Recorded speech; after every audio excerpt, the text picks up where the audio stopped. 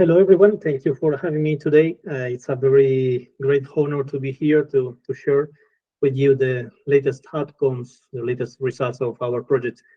This is about, as you can see, about AI, artificial intelligence, and its suitability to support the forensic experts in the decision process about legal age estimation of undocumented minors. Actually, this topic would deserve a very long speech, a long plenary speech, but in honor of time, we are going to focus ourselves on how artificial intelligence can be used for this specific purpose. Before starting, I like to specify that in Spain, the most accepted definition of undocumented minors is migrant minors without any family references.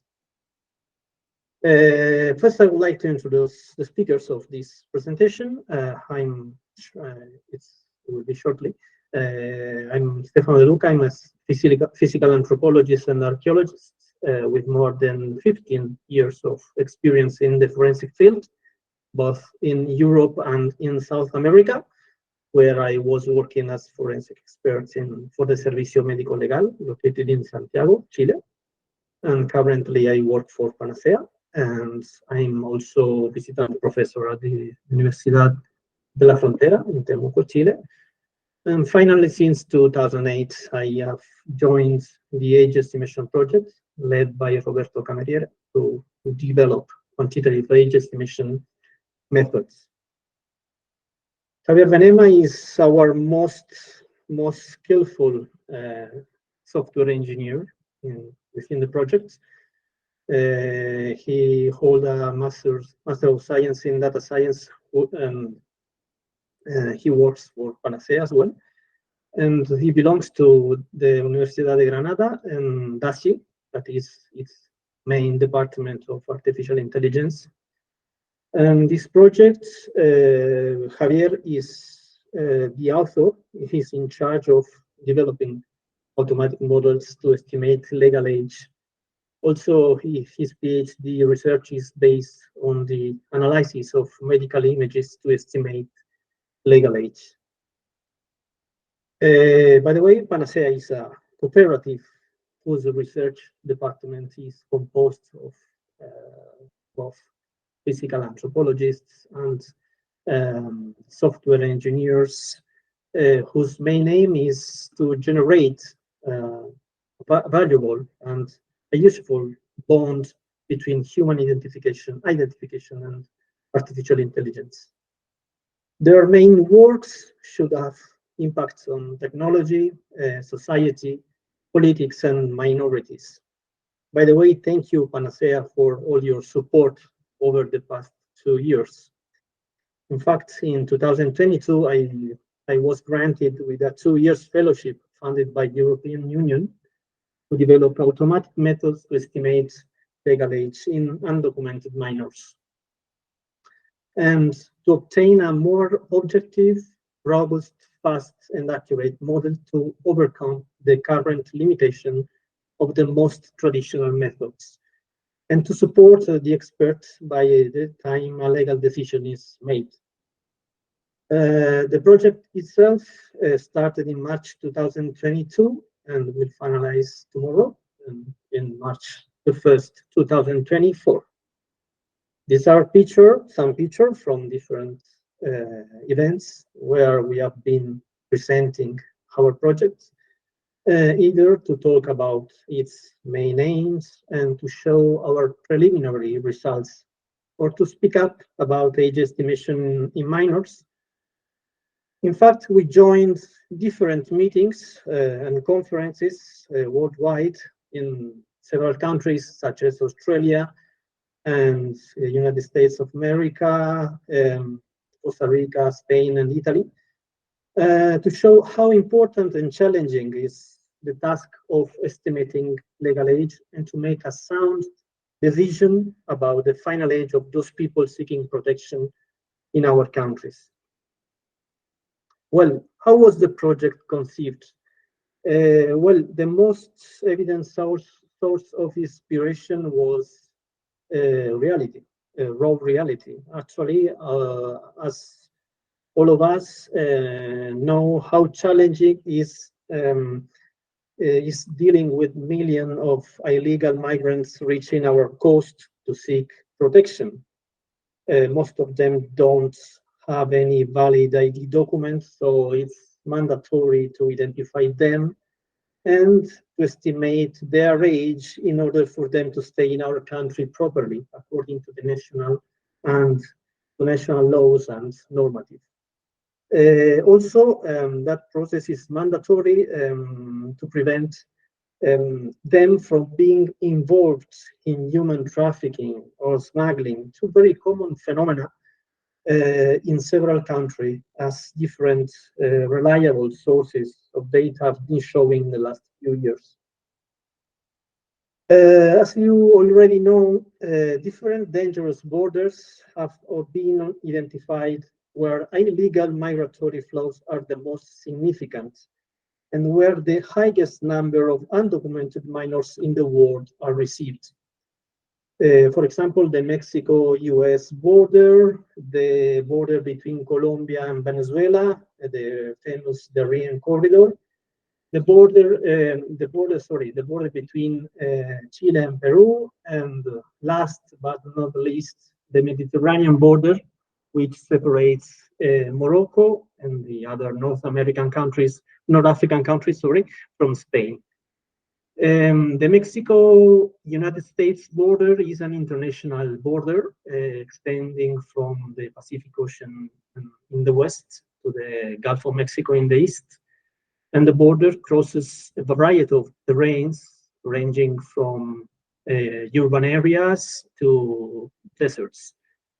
The total length of this border is 3,145 kilometers, and it is so far the most frequently crossed border in the world, with approximately 350 million documented crossings annually. In 2021, we published a paper with Dr.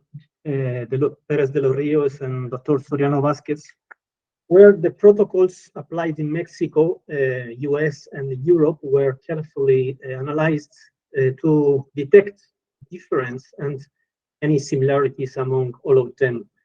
The most interesting information was that even when some medical non-invasive proofs are applied, such as, for example, carpal bones, X-rays, dental X-rays, unfortunately, they are not included in a protocol of good practices of that country.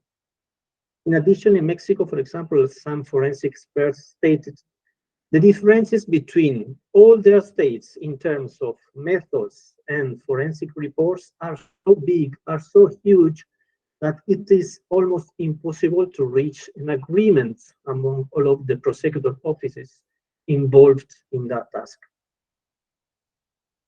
For example, in the United States, this is the only document available online about age determination. Well, they said that age determination, not age estimation. Be careful. So custody procedure. Although a few procedures are recommended to be strictly followed by an expert, several flaws have been detected in the forensic reports, mostly in the statistical expression of a very important variable of uncertainty. Finally, no references has been found to the most essential principles of benefit of the doubt or the best interests of the child. Also, this has been highlighted by a forensic odontologist, a famous forensic odontologist called Saker Al-Kahtani, who in one of the few published surveys on expert age estimation reports from around the world, recognized that several shortcomings and a lack of standardization were detected in those countries that participated in the survey, such as Afghanistan, Australia, France, Norway, Paraguay, etc., etc. To sum up, international guidelines on quality assurance in age estimation reports are urgently needed. What's happening in Europe and specifically in Spain, the country in our continent, along with Italy, with the highest number of undocumented minors arriving to our coast? Well, the situation is really not better than in North America or Mexico. Since 2018, under the Pedro Sanchez term, the number of minors highly increased. The Canary Islands, for example, are the autonomous community that has received the largest number of minors in recent years, together with Catalonia and Ceuta and Melilla, which are two Spanish cities in the African territory. According to the data provided, the Legal Medicine Institute of Las Palmas de Gran Canaria received about 1,000 minors last years. In Europe, unlike Mexico or the United States and most of the Latin American countries, since 2004 or thereabouts, different scientific protocols were established by the ARFAD, that is the German Study Group for Forensic Age Estimation, and later by the European Union Agency for Asylum. These protocols are to support all those people involved in the task of identifying undocumented minors. The accepted medical proofs that are applied in case of doubts regarding legal age estimation are carpal bones X-rays, dental X-rays, and a CT scan of the chest, being the last one more required when the third molar is already mineralized. All those proofs are applied always according to the very important principle of as low as reasonably achievable, and respecting local and national laws on the use of X-rays for medical purposes. Well, different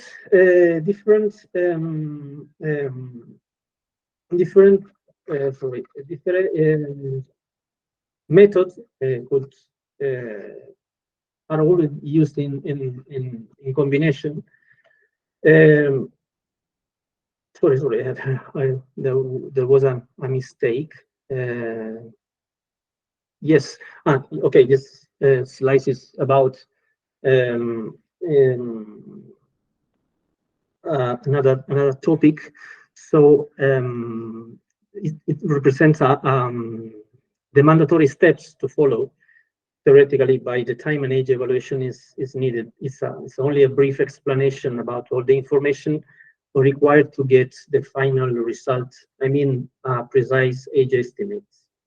The most crucial information is about the quantification of uncertainty that should allow the expert himself, the prosecutor, or the judge to make a decision, and properly supported by a sound statistical analysis. About these slides, I would like to tell you that different methods in Europe, specifically in Europe, are always used in combination for optimal accuracy. Depending on the legal issue at hand, the expert may be asked to estimate the minimum age and or their most probable age. And if several characteristics were examined, for example, carpal bones and teeth and clavicle, the highest established minimum age shall prevail. This concept is derived from the age minimum of the reference study for the determines characteristic value, for example, the clavicle. This is actually the age of the youngest person in the reference population who had the ascertained characteristic value. What about our main aims in this project? We would like to develop methods based on AI to estimate the age of minors by analyzing medical images of different types, unbreathed radiographs, combined computed tomography, CBCTS, and orthopantomographs, or PTS, computed tomography of the clavicle. So to use data from multiple population on all continents and to develop a holistic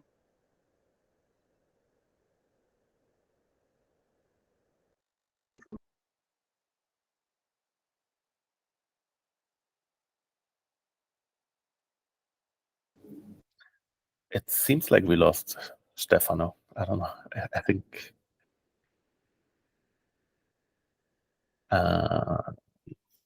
Let's see. Stefano? Stefano, we lost you for a second. Okay.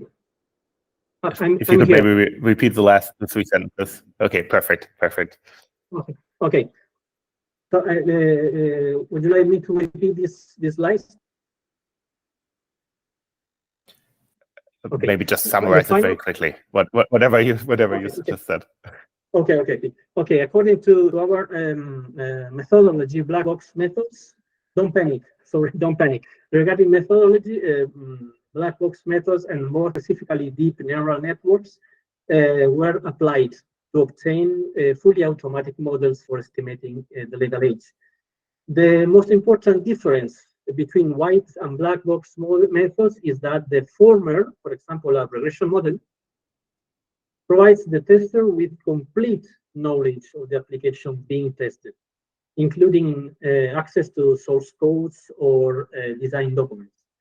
And on the other hand, the black box model examines the functionality of an application without peering into its internal structures or workings. For example, deep learning in this case. This makes these methods slightly less explainable than the former, but more accurate and faster.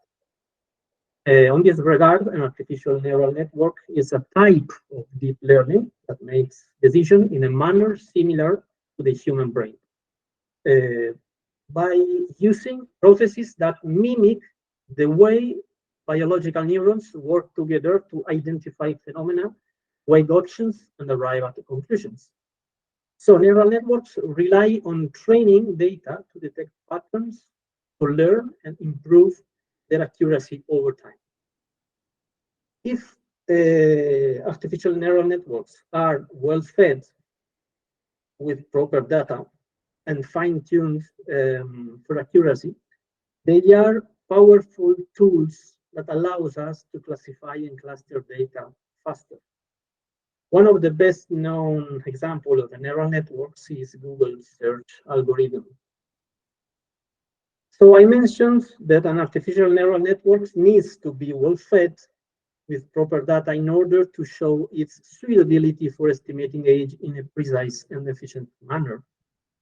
On this regard, I'd like to recommend you this series called Code Bias, a documentary that investigates the bias in algorithms after a researcher called Joy Bola-Muini uncovered flaws in facial recognition technology. By the way, Joy Bola-Muini is a computer scientist and digital activist who in 2016 founded the Algorithmic Justice League to promote equitable and accountable artificial intelligence. So what are those variables to be considered to avoid bias when recollecting data? For example, data acquisition itself is a variable to be considered. The labeling of the data, using fewer variables than necessary, unbalanced data, and working with variables correlated with other sensitive variables.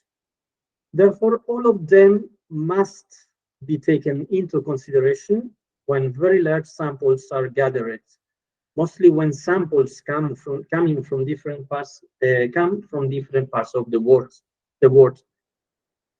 And what about our sample? Well, it's a very huge sample. It's made of OPTS, CTS, and CBCTS, and MRI samples coming from more than 20 countries all over the world, and provided by several supporting institutions and private dental clinics or hospitals.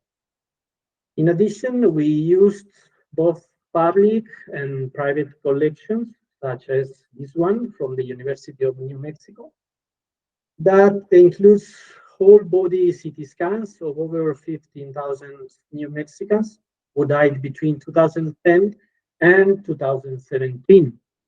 Each individual is represented by 10,000 images approximately, and slice thickness is 1 millimeter with 0.5 millimeter overlap. Or, for example, this sample coming from the United States of America, and that was developed in 2017 by the universities of Stanford and Colorado, and was composed of carpal X-rays of subjects aged between 0 and 18 years. Specifically, in the case of OPTS analysis, a sample of 10,739 OPTS, well balanced among females and males and across all age groups, was used to develop automatic dental age estimation models. Javier Medina will tell you further details about the study that is already finished and that will soon provide you with a web app in order for you to test the functionality of the tool. In addition, scientific paper on the results obtained in the past few months will be submitted shortly to a high impact journal to raise the scientific community more awareness of the importance of the artificial intelligence to support the human expert in their decision. That Stefano has shared with us the problem that we are addressing. I'm going to talk about the methods that we've used to solve this problem and our results and work in progress. And with this presentation, I want the forensic experts in this meeting to understand, or at least to have an intuition of what we are doing to estimate age using artificial intelligence. So I'm going to try to simplify what we've done so that everyone can understand how we are estimating legal age here. So there's something that Stefano said, and it was that the quality of data is very relevant when training an artificial intelligence model. And as he said, in our case, we have a data set that is composed of individuals from multiple samples that have different things on their images. For example, we have an R here or an L or these white lines in this image. And we need to unify all of these and to drop all of these things so our neural network doesn't learn to estimate legal age by looking at something that it shouldn't be looking at. We wanted to look at the teeth only to estimate age. So we pre-processed all of our samples to compose a data set that is composed of images that are all almost the same, where you cannot say whether an image came from a sample or another sample. And this is the most important part of our experiments, and I am not going to talk about this anymore because this is not very interesting, but it took like more than a half of our time to pre-process all of our data sets to train artificial intelligence properly. So once we had pre-processed all of our data, we could feed it into our artificial intelligence to estimate legal age. And our artificial intelligence that we have used is called a convolutional neural network. And this is the thing that I am showing here. And a convolutional neural network has two parts. It has a feature extractor part that is here highlighted in blue, and a classification part that is here highlighted in pink. So the feature extraction part learns which features inside the image need to be extracted in order to estimate legal age, while the classification part learns how to fuse or how to combine those learned features to estimate a final age. So how is this done, really? So let's say we are at the start of our process of our experiments, and we take our first image in our dataset. Let's say it is this, and that this individual is 17 years old. We would have some random weights in our neural network. We will feed this image into our neural network, and it will give an age, an estimated age, which will be, for example, 5,000 years old, as a model is not trained yet. So the model would see that 5,000 years old is very far apart from 17 years old, which is the real age of the individual. And it will tell its own layers that they need to update the weights in a manner such that when the next image is fed through the network, that error is smaller. So that's it. By doing this process, we can obtain in this iterative process a final age, a final estimation that is more proper.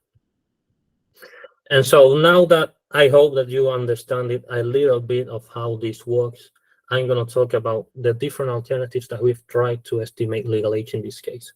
So the first one is just using a simple convolutional neural network that estimates legal age. And that can be a regression neural network that estimates the specific age of an individual, for example, 17 years old. Or it can be a classification neural network that identifies if the individual is an adult or not. Another of our alternatives was including metadata inside the estimation. So in this case, what we did is not only estimating age, but also estimating sex. And by doing this, what we want to do is for the neural network to learn how to estimate sex. And to do that, the neural network needs to be able to extract features from the image that make it capable of estimating sex. And those sex-related features could be combined with the age-related features to obtain a more accurate age estimation. Just because, as you may know, sex is relevant when estimating legal age. That said, metadata can also be included in other ways. For example, we can have a feature extractor part to get some features from the image, and then we can concatenate those features with our metadata in such a way that when combining all of our features, the metadata of the individual, which in this case is the sex and the geographical origin, are considered to estimate age. And a final way of adding metadata inside the neural network is codifying metadata inside the image. For example, we have our original image and we have a white line above representing, for example, that this image belongs to a male, and a black line above it representing, for example, that this image belongs to an European individual. And those are the ways of adding metadata. And we also had a final experiment in which we only used the lower left third molar to estimate legal age. So we had a convolutional neural network that detected the third molar from the original orthopantomography. And then we fed only that lower left third molar to our legal age estimation neural network. So it only used that lower left third molar to estimate legal age. And so this is our alternatives to obtain an accurate model, or the most accurate model possible. But we still had a problem, a very big problem, that is that overestimating age is much worse than underestimating age. This is, estimating that a minor is an adult is much worse than estimating the opposite. So we need to address this problem, and we tried two different things. Our first option was to make the AI learn that overestimating age is much worse than underestimating it, while our second option was to obtain prediction intervals and estimate the infima as the minimum age of the individual. So the first option really translates into modifying the loss function that our neural network learns. The loss function is what I told you before of, the neural network estimates 5,000 years old, and that is too far from 17 years old. And that is the error that we measure that we want to minimize to learn how to estimate legal age. Well, we just need to modify that output. And this is just some mathematics. I only want you to see that one part of this function penalizes underestimations and one part of this function penalizes overestimations. And if we multiply that part by a parameter, in this case, it is called alpha, we can penalize overestimation approximately alpha times more than underestimations. And for our other option, we had obtaining prediction intervals, and I'm going to explain this with an example. Let's say we take a coverage level, this is called a coverage level of 95%. What this means is that we would obtain the error that our neural network gets for every example in our data, and then we would take the 95% lowest ones of those errors. So we would take the 5% of the highest errors apart, considering them anomalies, and we would use the highest error among the ones that we picked to estimate the width of the interval that we are obtaining. So by doing this, we would obtain a model that was ethical, and we can begin explaining what are our experiments. But first, I need you to know how we do this. This is a common approach for us computer scientists. We usually divide our data set into a training data set that is used to train all the models that we try in all of our experimentation. So this data set is the data that is used for the AI to learn how to estimate legal age. Then we define a validation data set in which we evaluate all of our trained models. So this data set is used to pick the best model. And finally, we have a test set that is used to evaluate the best model only, so we can give an unbiased error metric to the forensic expert using our tools. So with all of this in mind, we tried many different things. I here just want to show you that we try many things, and these are not all of our experiments. We perform hundreds of them. And there I have our best performing model, which is highlighted in pink. And we would pick that model as our best performing one with an error of 1.07 years in validation and an accuracy of 89.79% for legal age estimation, that is estimating if the individual is an adult or a minor. And these experiments led us to get some relevant findings that are the following. What I show here is that solving a regression problem that is estimating the specific age of an individual is better than solving a classification problem that is estimating if the individual is a minor or an adult. Secondly, we found that using the whole of the pantomography is better than using the lower left third molar only. Thirdly, we showed that adding metadata as input to the neural network did not outperform not adding metadata. So we decided that not adding metadata was a better option, since in a real forensic scenario, you can have no access to those metadata. And lastly, using a model for each sex does not outperform using just one model for both sexes. So, well, we pick our model using our validation data set and find all those important things that I explained, and we can evaluate it on our never seen test data set and also in never seen samples. And those never seen samples, by this I mean that these samples come from geographical origins that are not included in our original data set. So by doing this, what we are trying to do is to simulate a real forensic scenario where the individual whose age is being estimated is not from a geographical origin that we consider when developing our method. And as you can see in here, the test error is pretty similar to the validation error. So the mean absolute error is of 1.12 years. And by the way, the mean absolute error is just the absolute difference between the estimated and the real ages. And the model is accurate for legal age estimation, both in the test set and in never seen samples where the error never goes up of 1.5 years old. Now here, I just want you to see the graphical regression where you can see that the line that represents the regression fits our data pretty well.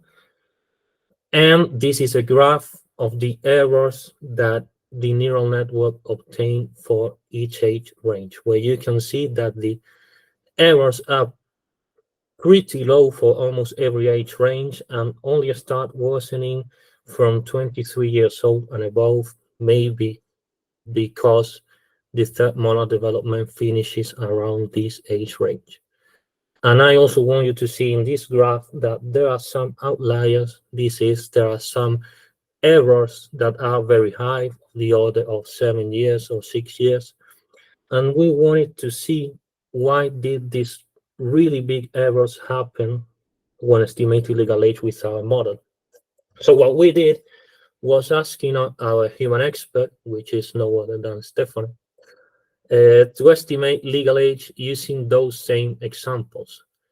And our conclusion was that when the AI failed by a great margin, the human expert also did. For example, for the first row of this table, the AI estimated 15 years old, the human expert 16 years old, and the real age is for 24 years old. So the AI gets a big error, but the human expert does too. So it is not a problem of our model. Maybe it is that the biological age of this individual is very different from the chronological age. And also regarding the comparison with human experts, we also compared our method with the results obtained by some papers using traditional forensic anthropology methods for legal age estimation.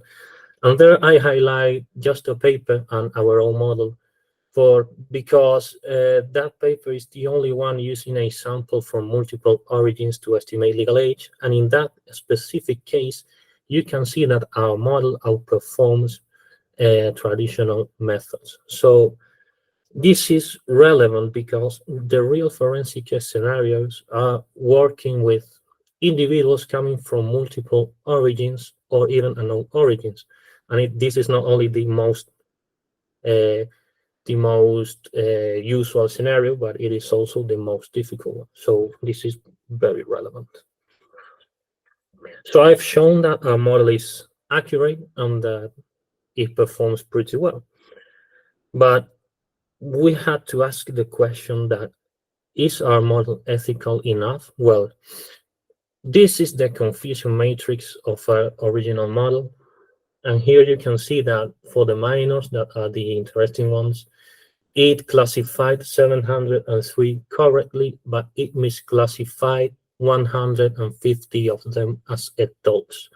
So this is maybe too much, and we have to apply the methods that I explained before for making a more ethical method. And I show here the confusion matrices, and what we found in here was that estimating the infima of a prediction interval was better than penalizing overestimations in the loss function. So we picked that, and this is not only a better option because it is more accurate, but it is also a better option because it obtains two ages, both the most probable age and the minimum age, and it allows the user to choose the width of the prediction interval. And by this, I mean that the model can make an estimate and give prediction intervals for different coverage levels. And this is for different widths. And as you can see in here, the wider the intervals, the higher the positive predictive value is. And this translates into the higher the probability that when estimating someone as an adult, it is in fact an adult. So this is very important. However, when making wider intervals and estimating the infima, we also lower our accuracy, and this is because we are estimating values that are farther from the most probable age. So there's a trade-off in here that the forensic expert using our tools needs to consider when estimating legal age. And finally, we needed to look at what our model was looking at when estimating legal age. And I show in here that thing. The parts that are greener in the images are where the AI is looking at to estimate legal age. And you can see that it looks mainly at the third molar roots and sometimes at the second molar roots. And so it is very similar to what forensic experts do. It is therefore fine for us. And so as we have a model that has been shown to be accurate, to be ethical, to be robust as it works outside of our sample, and that looks at where human experts look to estimate legal age, we could develop a new product that is called Age for Legal Age Estimation. And this is an AI tool that supports the forensic expert in a complicated task of estimating legal age. Although this works pretty well right now, we want to make this tool even more robust. So this is our main focus right now. We are working on estimation of legal age using both hand X-rays and clavicle CTs. And I'm going to talk a little bit about this. So for hand X-rays, we have now data from 6 different samples. And as was the case for the orthopantomographies, we first need to unify those samples in just one. So we developed a segmentation neural network that detects the hand inside the hand X-ray. And we can use this hand detection to drop everything that is not a hand inside our images. And so by doing this and by doing some post-processing after this, we can go from these images that are shown at the top of the slide to these images that are shown at the bottom of the slide, and that seem as if they come from the same sample. And I can tell you that they do not come from the same sample. So now that we've unified those samples, we can develop an age estimation method again. And here I show all the training and validation errors because we have not finished our experiments and we don't want to bias ourselves. So we are going to look at the validation error, where the mean absolute error is as low as 0.63 years with an accuracy of 93.75%, and with the confusion matrix that I show right there.